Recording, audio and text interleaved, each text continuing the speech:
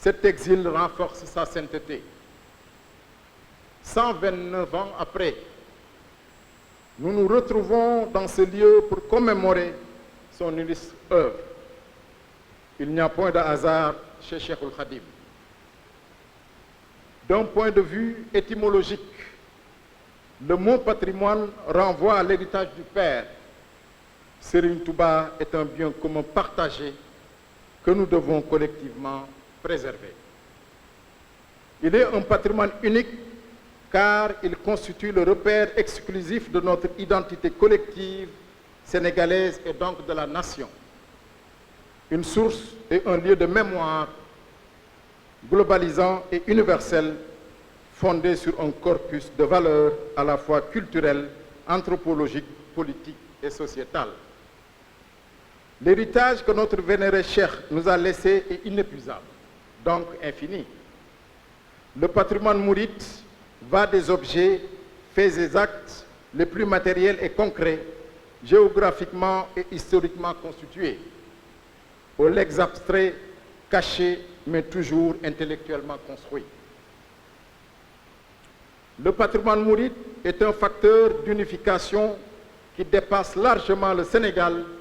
mais épouse l'Afrique et l'humanité. Préserver l'œuvre de Cheikhoul Khadim est la mission de notre khalife général, Cheikh Mountakha Mbacké. Yàlla na fi yàgg te wér. Mission qu'il nous délègue, mais partage avec nous, talibés. Serigne Mountakha est le cœur de cette semaine du patrimoine de Cheikh Ahmadou Bamba. Il est en amont, pendant et en aval de son organisation. Jërëjëfati Mbacké Balaye. La SEPCAP est le ndigal qu'il a donné à nous tous, sous la supervision de Serigne Chérif Fanta Madi Mbacké, pour préserver à des fins d'élévation tout ce qui concerne notre religion, l'islam, notre croyance et adoration au prophète, paix et salut sur lui. Tout ce qui peut servir aux sciences et à l'enseignement. Avec sa bénédiction, la découverte inédite des 6 photos que nous avons ramenées de la France grâce au PASTEF et au passe-passe des Mourides et des Sénégalais a revivifié chez chacun d'entre nous le désir ardent de répondre à l'appel du Khalife. La mise en place du Kerou Barkelou ou musée du mouridisme. Un lieu de mémoire impossible à oublier à partir duquel les Sénégalais et l'humanité pourront réinvestir la voie tracée par le Cheikh de leur affect et de leurs émotions. En lien avec l'État du Sénégal, notamment le ministre de la Culture et du Patrimoine historique, nous devons mettre en œuvre cette communauté de conscience et d'action avec une mobilisation exceptionnelle capable de recenser, d'étudier et de faire connaître les éléments du patrimoine de Serigne Touba. La vente des photos s'inscrit dans ce dernier objectif, car c'est ce patrimoine qui nous lie, nous tient, constitue notre bouclier contre les différentes formes d'extrémisme. Si nous le négligeons et que nous le perdions, nous serons détachés de notre spécificité, de notre force, de notre équilibre du Sénégal. Les enjeux autour de cet héritage collectif sont multifactoriels et sa préservation doit être paramétrée dans tous les plans de notre société. C'est la raison pour laquelle la démarche qui sous-entend cette SEPCAP se veut inclusive, ouverte et pluridisciplinaire au regard de la composition du comité d'organisation,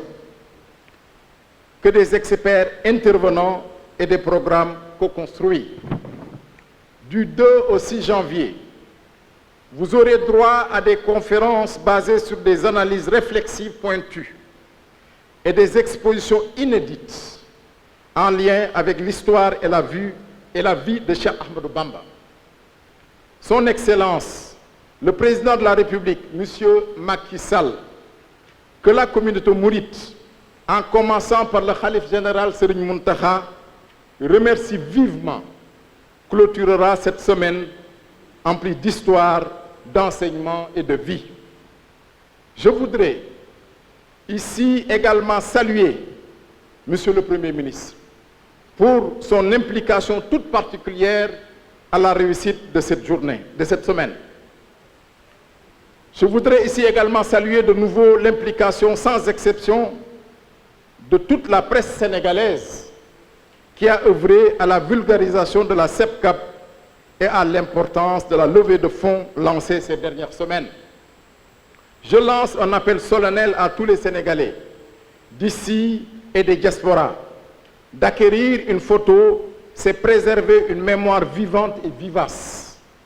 C'est également contribuer financièrement à la construction d'un édifice unique dans son mécanisme d'organisation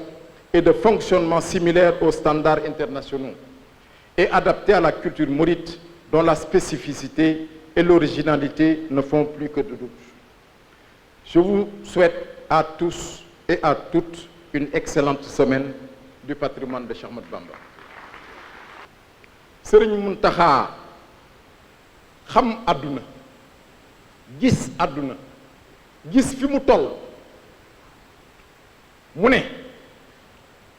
li mu gis ne mooy solution bi nga xamee ne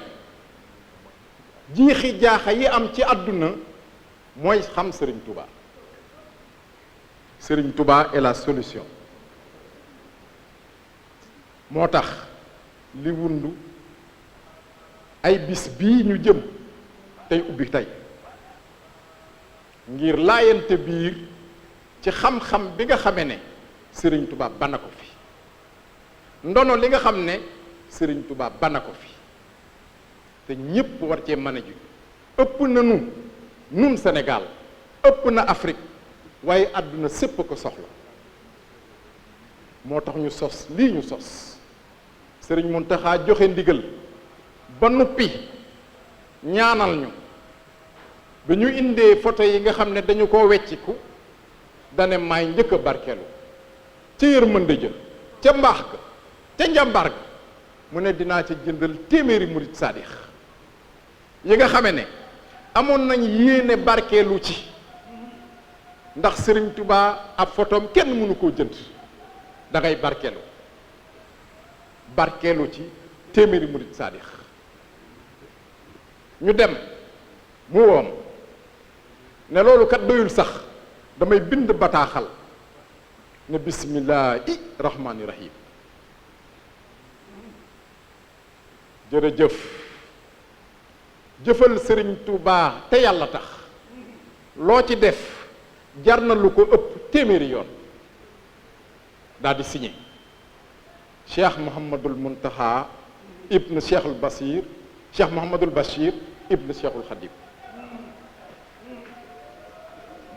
ñu ne boobu it amul njëkk photo bi nag amul woon njëkk waaye bi mu ko signé moom sëriñ bi nga xam ne mooy kooka wecceeku bi nag dinañ ko yokk moom lañ def million loolu lépp nag dañuy génn a dabu li nga xam ne moom la Serigne Touba teg mooy manal sa bopp di defal sa bopp mooy jumaay njaareem mooy jumaay Touba moo indi raay moom la jëwrin Mbàkke yu fay mii joggi ba def fi lu rëy lii di Masaalikul Jinaan loolu ku ko gis xam ne Serigne Touba amul morom moo dàq juma moo gën a rafeti taalube ñoo ëpp xam-xam ndax mooy sëriñ bi moom la Sëriñ Muntaxa Mbàkke ci mbaaxam tabaxee université bu mag bii ci Touba ci 18 mois fanweeri milliards ak lu teg lépp murit yi def ko ci loolu lañ leen woo jaayante ngir liggéeyal Sëriñ Touba nga xam ne photo yi sëriñ bi ci boppam ñooy defar kërug barkeelu gi nga xamee ne ay bagaasam bagaas ñu tedd ñi sosoo ci moom seexi Sëriñ Touba yi fa lañ leen di teg looloo ñu fi dajale moo tax ñoo ngi sant bu baax ñëpp ñu fi teew di sant ministre le premier ministre di ko nuyu di jël suñu nuyoo ci président de la république teg ko ci loxoom ndax photo yi kat maa ngi seeral àdduna de biñ ko korkorelee suñuy dërëm ak suñuy dërëmaat ba indil ko Sëriñ Muntaxa mu jël ko ne na ngeen ko yóbbul président de la république ndax moo nekk ci boppu réew mi ku wax ak moom wax nga ak sénégalais yépp ay citoyen lañ ay républicain lañ biñ ko yóbbulee mu ne lii kat Sénégal la waroon ndax Sëriñ Touba ñépp a ko bokk mu jël jëf ju am solo bu méngoog lañ ko jënde woon jël ko teg ko ci suñu yoxo loolu yi day dugg ci liggéey bi lii bi mu ko déggee dana kenn du ba ci jiitu recevoir ñu lim ci war a def lépp mu def ko ñun nag ay cantaakoon lañu